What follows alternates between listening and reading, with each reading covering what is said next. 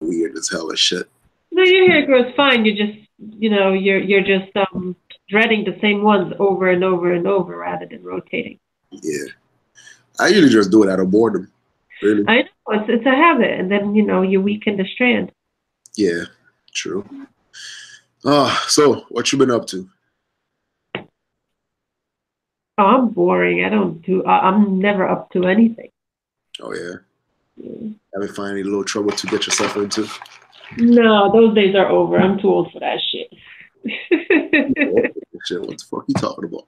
I'm too old for trouble. You know what's funny, right? Like, Once you get past the age of 18, you got to slow that trouble down because you get, yeah, judged like an adult. yeah. It's funny because growing up, we used to look at being 30 is like somebody that's old, Yeah, you know? And then now we're in our 30s. and I still feel young. Yeah. You know what it is? Like, I'm at this stage in my life right now. I'm happy as hell because that's like exactly where I want to be. Yeah, well, You know? that's good. I Yeah. mean, it took freaking long enough. Well, you did always used to say you want to settle after 30, so that makes sense. You're exactly where you want it to be. Oh yeah. Well, honestly, I don't even see it as settling anymore. I see it as in like I've accomplished a lot of the shit which people on my age are actually now struggling to do. Yeah. And then the other stuff that I'm trying to accomplish, I feel like I'm actually on the right path. So I can Yeah. actually see the progress of my, accomplishing my goals and everything like that. Well, I think people just, people look at the word settle and they think it's so bad. But, you always want to have that foundation. You want to have that anchor so that way if you ever get lost at sea, you have the anchor to hold you where you need to be. Well, yeah, that's pretty much that's the thing about it too though, because it's like we've known each other for a long ass time now. A long ass fucking time. Right? And it's the settling part comes about where I feel like I am too old right now to actually try to get to know a female all over again. Because there's too much game going on, too much like it's a fuck over culture that we live in. Basically, the Wild West and fuckery. Well, pretty much. It's like I'm gonna fuck you over, but play the victim when you fuck me over, type of shit. And what the fuck does it end? You know. Yeah. So have you been paying attention to the discussion I was having for the past couple of days between me and Shaolin? Not necessarily, no. Yeah. Yeah, I've watched your podcast. I started listening to Shawlin's. I never got back to it just because it started off with the same talking points that everybody else was using. Yeah. So I just kind of cut it off. I know he probably had a lot of good valid points afterwards, but it just to me is like, okay, now it's being repetitive. It's almost like it felt like I knew the pattern. So what's the point of me continuing? Okay. And then I figured, it's not like his response was towards me anyway. So. Well, I mean, this is this is why actually this is the podcast that I want to talk about. I think Okay. we're coming at this point right now where it's like the gender war. It's more like a cold war. You know, it's not really as full on as it once was. Like let's say a couple years ago. And what I mean by this, it's you still have the two extreme. You still have the woman talking about men and shit, and the men talking about women and shit.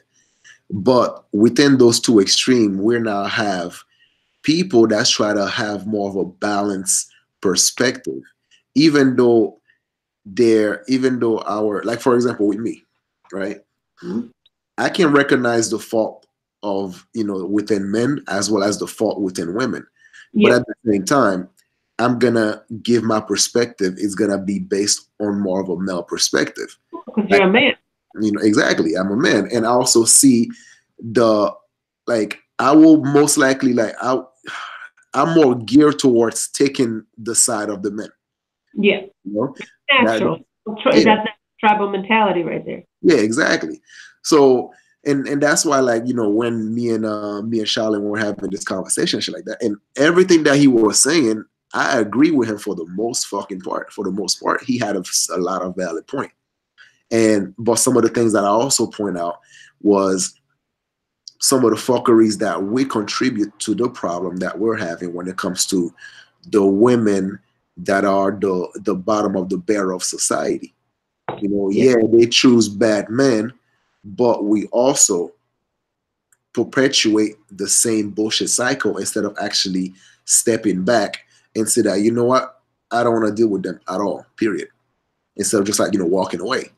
So, like, if you actually look at his channel, he has some very interesting content. Oh, I like Shaolin. I'm just saying, I do listen to a lot of his stuff. I just didn't listen to that one in particular because it's repetitive to me.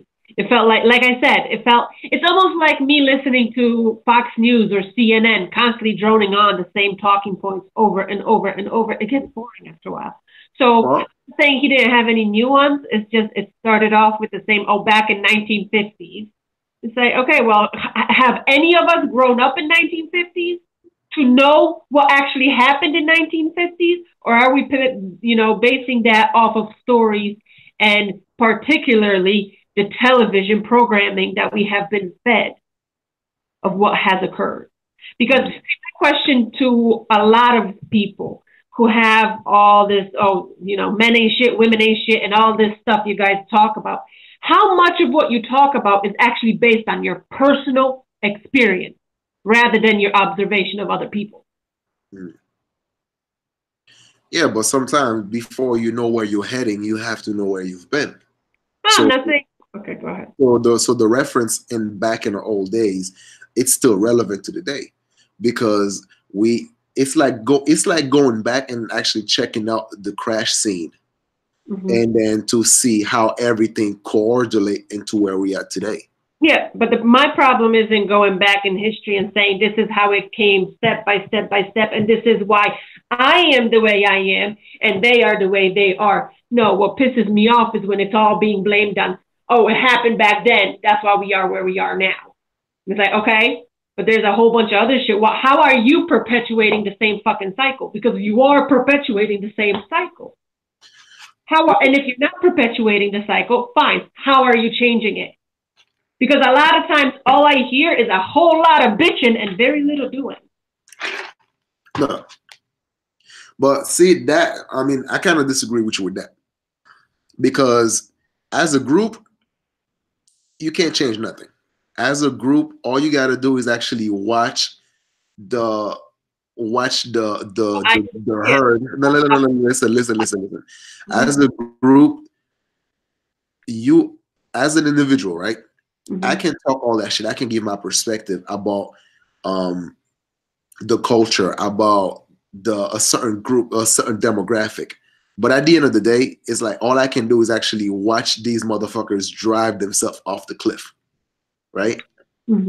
But as an individual, shit like that, we each have to take a certain pattern, a certain path, and then we either not perpetuate the cycle, or we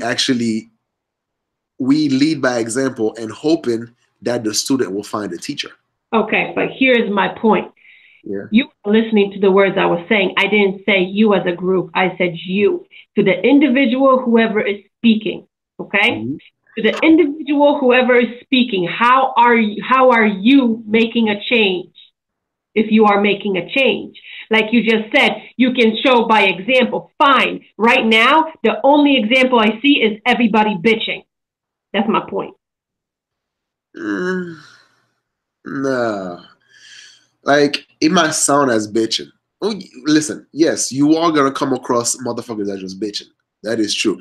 I see, okay, put it this way. You know why I actually like guys like Shaolin, like Steven, even, like I think Shaolin and Steven are bitching. See, I wasn't saying that he's bitching. I was referring Oh, you're talking about, okay, let's say. A lot of men that, and women Gotcha. do. So, like I said, it felt like it's a repeated pattern. You're saying the same thing I've already heard. So that's why I cut off that video. I'm not saying he didn't have valid points.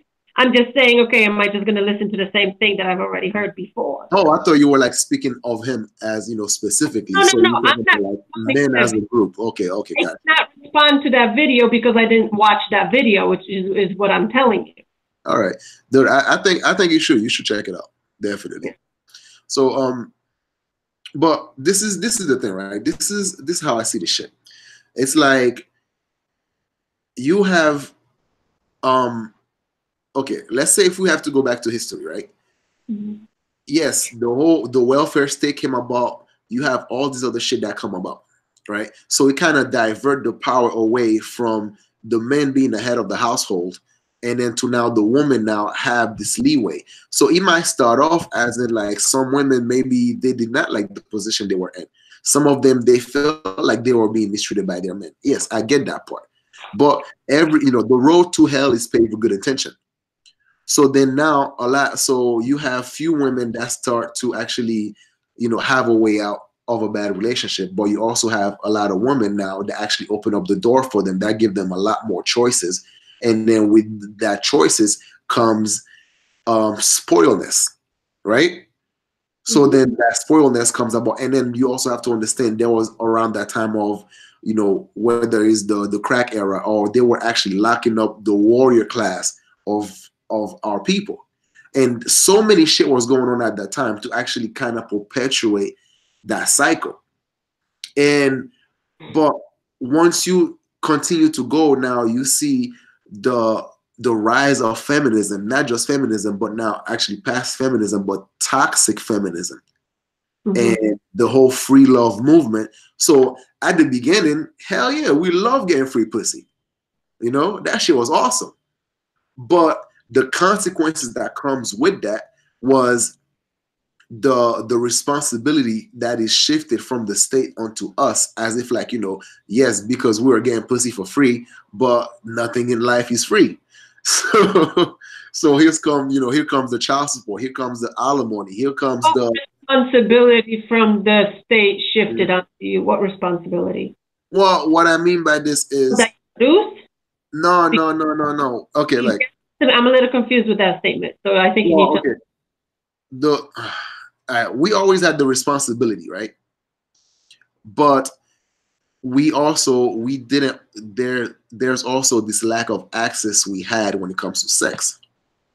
So then, therefore, the morality of the woman was a lot stronger because she knew that it was in her best interest to get the good men because nobody was going to help her ass out. So then when the whole free love movement come about, and then free love movement. Well, let's see, sex became the norm.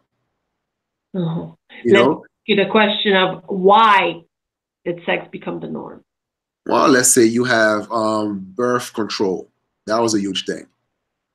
That is the thing. Yeah. Birth was the thing that gave women an option. Well, that is one too, but it wasn't child support and welfare that gave women the option. The first thing that gave women the option is the birth control. She is no longer under the control of the penis that ejaculates in her. She can now control the reproductive system, which is why now you have abortion, the whole thing about all that stuff. It all stems from being able to control her own reproductive system. Yes, but this is where I think that Shaolin also have a major point, because if you do have access to these reproductive system, right, and how come every other culture, they are just as freaky as African American women, right? They are just as freaky. But for some odd reason, African American women, okay, not as a whole, but the urban mindset women, for the most part, they still urban or any culture that's in the urban environment tends to think alike. So it's not just African American women. Well, that's why I corrected myself and said the urban mindset. Yeah. So the urban mindset women, even though despite the fact that they have access to all these things, this component, they still choose to reproduce with the guy that is not worth anything. Two reasons. But that's not even the main problem. The main problem is this: if you can make that happen, but that you turn around and actually try to blame the guy that were actually more responsible about his affairs, and then actually still try to blame him for their fuck up, for being selfish. And that's where I think a lot of men in the manosphere have a great point when it comes to that. So it's not about the fact that women were hoeing around. It's the fact that she goes hoeing around and finds out that she can't get that, unconditional love for her child because it's still not the love that she's craving. So she keeps on looking somewhere else. That is what is happening. The girl didn't get love from her parents, so she's looking for it from men. And the quickest love you can get is from a fucking ain't shit man, okay? Because they're the ones that will bullshit you anything. I'll take a bullet for your ass. I'll shoot up the whole city for you. Just, let me into that sweet cookie.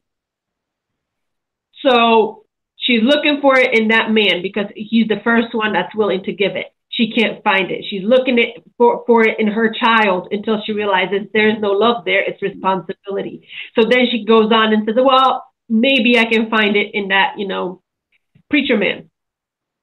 Preacher man? What do you mean by that? Rich guy and the good guy, the one that actually takes care of his responsibilities.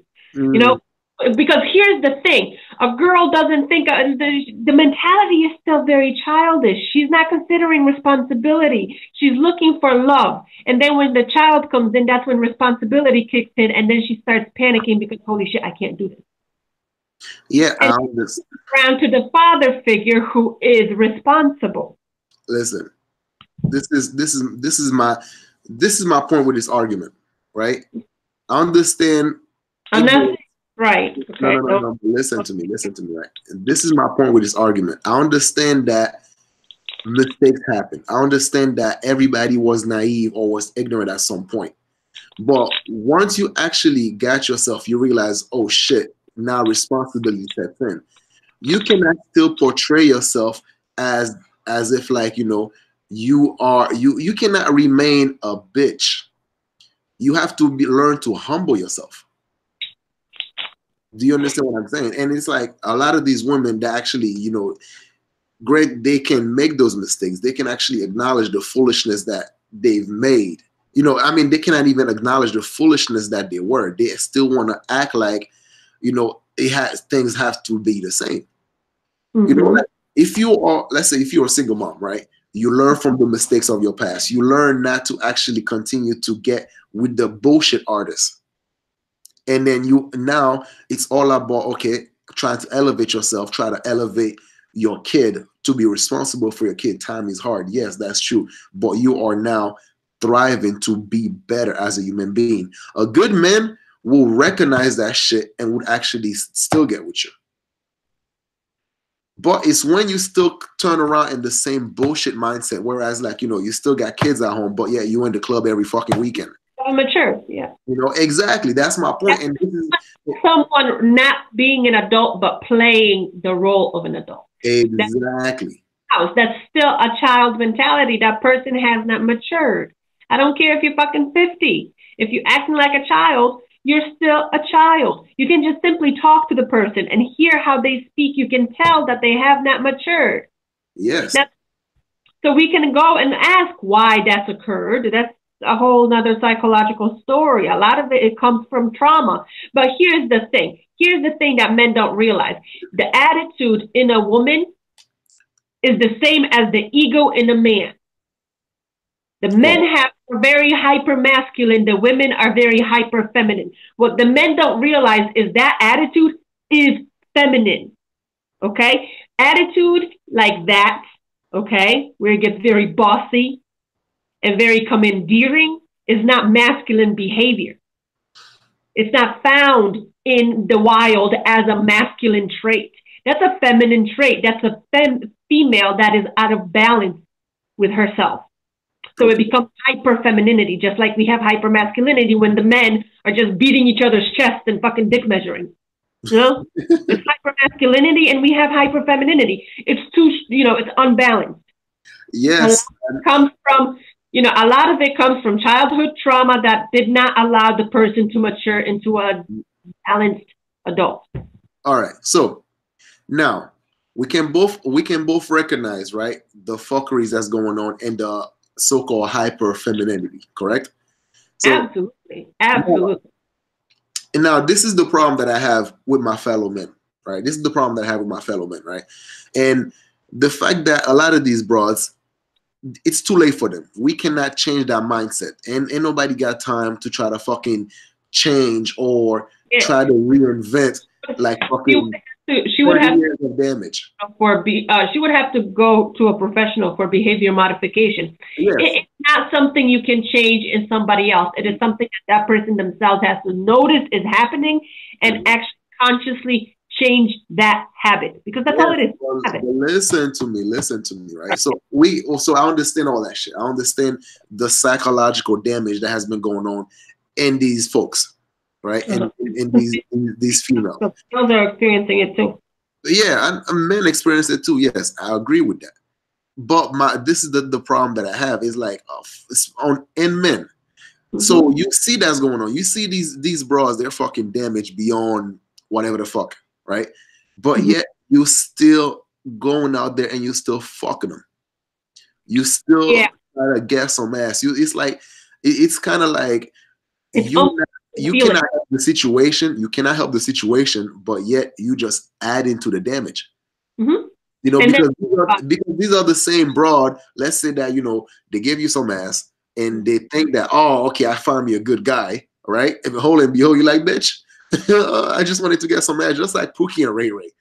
And then now she's pissed off because she had that hope. She had that hope you could be, you know, you could be that captain, save them.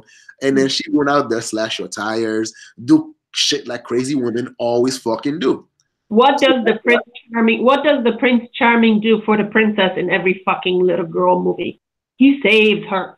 So it's almost like the urban mentality girl is the dragon and the princess at the same time. That's a good analogy. See, and that's why, listen, and that's why I like Shaolin, because he recognized those patterns and he recognized the fact that, you know what, I ain't dealing with these crazy broads. I'd rather go my own way. I'm not even gonna entertain that shit. You know. Well, you know, if someone's disrespectful to you, rather than arguing like two little chihuahuas, you know, you're better off like, you're obviously on a different level than me, and I don't need to be here sitting paying attention to that shit. You know, your attention is valued. From it. But see, this is also where the whole thing with the gender war going on, where how we gotten so bad and then now it's actually starting to fix itself again. So because it's like this, the pendulum swing. Yeah, the pendulum always swing back and forth. So the whole Negro manosphere or MGTOW or all these men talk, men conversation, right? All started off with some of the bad experience that men had. And they were just talking about this shit like a space that is like they can actually talk about some of the bad experience that they went through, that they had. And so in a way that kind of warned other men about some of the dangers of just messing with the wrong woman, right? So far, I love it. I got no problem with that. You actually, you know, teaching the red pill mindset. But then again, but as that become popular, it also becomes profitable. It became profitable to talk shit about women, just like it is profitable to talk shit about men. So now you have two group of people that's actually making profit of this gender war, and they don't really give a fuck about fixing anything. They just care about just talking shit about the other gender. And that shit got worse and worse and worse to the point like that's why you have the quickest way as a black YouTuber, the quickest way for you to actually build a huge platform is to actually talk shit about women. You know, if you're a man, and if you're a woman, you talk shit about men. Men, you know, and if you want to have the female dollar as a man, you talk shit about your fellow men. You know, it all depends on your demographic. Because a lot of times what happens with YouTube, I guarantee you, okay? Mm-hmm. Because this happens on all social media. You start posting stuff and on a whole lot of different topics. And then you start paying attention to what people like, right? You check your analytics. What are they paying attention to more? What are they liking more? What are they listening to a lot more? Mm-hmm. And then you start thinking, well, you know, it gets that whole positive feedback loop. Yep. That's where you enter. You enter the positive feedback loop and you get stuck in that vortex and you can't get out. What happens is you start focusing on the topics that get you attention. Because that's the new currency nowadays, is attention. As long as people are listening to me, this is why a lot of people don't like disagreement. They don't like negative comments. They start talking about haters and trolls and don't bring that energy down my way. You're negative or you hate on me. It has nothing to do with that. You know, discourse is needed, whether it's positive or negative. Obviously, some people are hating. Obviously, some people are just, you know, loving down in the middle of the internet and they just come in to hate.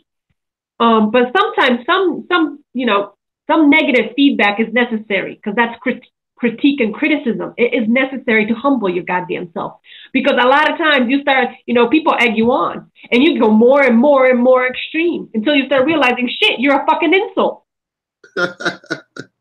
because you are hateful. You know, and I just use the men for an example, but this happens amongst all cultures and all demographics, because you start feeding the positive feedback loop because it makes you feel good. It gives you that dopamine fix. The guy from Facebook was actually talking about it. But it's not just Facebook that does that. I don't know what his name was. It was a weird name, but I think it was a TED Talk that he did. And he was saying that it's actually really bad what happened, how they do it, because it gives you that dopamine fix because you want to keep coming back to it. Mm-hmm. So then, you know, you start noticing that YouTubers, rather than having a broad spectrum of topics, they start focusing on one. Yeah, they're all extremely repetitive. Same shit, same shit, same shit, same shit, which is what pisses me off. You know, I get angry when I just tune it out when I hear the same stuff over and over. Yeah, there were actually like several YouTubers that I used to listen to them at the beginning, and then like, all right, you know what it is? It's like this. If I cannot grow with you, then I feel like I'm leaving you behind. You outgrow them. Yeah. They either grow with you, or see, you got it backwards. They either grow with you or you outgrow them, which is the same thing that musicians experience. You know, that Britney Spears has to become a hoe. Why is it that Beyonce had to start wearing skincare outfits and sing about different things? Because they had to grow with their audience. Otherwise, they would have been behind. Well, now this is the speaking of which, I think on our next podcast, I want to talk about this some of these YouTubers. You familiar with Derek? Derek Jenks, right? Jackson, yeah. Yeah, it's like you sent like one of the videos that you sent me, and then he was talking about like toxic masculinity and shit like that. Yeah, some of the things are good, some of the things are bad. You got to look at his graphic. But you said that you want to do that as the next podcast. So. Yeah. So and then so we'll do that on the next podcast, and then I guess in a way, I guess I get to point out some of the different proxies that I start seeing in the whole gender demographic per se. You know, almost like, you know, the different corners. Yeah, exactly. The different corners, like categories. Yep, exactly. Everyone box you into something. As long as you fit a label, you're fine, because I can categorize you into my brain. You know, a lot of people's brains are as compartmentalized as our freaking, you know, government. None of it makes sense. But see, though, this is where, like, I like to study patterns. Yeah, me too. I like to study, like, people can be so predictable based on a few moves, you know, and it's like it gives me a rush to actually, like, you know, able to study somebody and kind of determine what kind of person they are deep down, their strength, their weaknesses. It's interesting that you said that. There is actually a meme that's going around that says, keep talking. I'm diagnosing you, right? Yep. None of us have a fucking psychology degree or nothing like that, but we all seem to know everything there is to know about psychology. And as soon as people start talking, that's when all of a sudden, oh, you must be this, you must be that. I love when people start talking, oh, you're projecting. Motherfucker, don't make me project that fist in your face. All because they are simply trying to disassociate from reality. That's all that's happening. Yeah, but see, I'm gonna end with this. A wise man once said, the enemy of knowledge, it's not ignorance, is thinking that you know. It's thinking that you have knowledge. I don't. It's Isn't it how it goes? A wise man thinks himself a fool, while a fool thinks himself to be a wise man. Oh yes, on the along the line of this. Yeah. You said. But anyway, so this Art Banaka. Serious. It's serious. I didn't even introduce you, but it's serious. Okay. I think I'm here quite often. They should know already, and it's in the title. You always put it in the title. Mm. All right, quick question. In the future, then I might do a couple of lives. Oh, let me clarify some of these. Let me clarify something for you guys. Steve and fuck, I forgot. Penny. Steve and Penny. Yes. See, a lot of time, me and Sirius, we do these podcasts, and then I don't post them on the same day. I sometimes wait, let's say, a couple days from now, a week from now, or whatever the case may be. So that's why sometimes, like right now, I'm in my hotel room, and then on my next podcast, you might see me somewhere in another states. Yeah, but see, what's weird is that when you post it shows, oh, it streamed 28 days ago or something like that. But you're not actually streaming it. It was just it's set on private. Yeah. So there you go. So therefore, the things are on private, and then I just make it public. So when I have, like, let's say a new topic right away, I just be like, all right, I need to post something for today. Bam, I post it. All right. So, but anyway, this is it, and then I'll see you guys next time. Bye. Peace.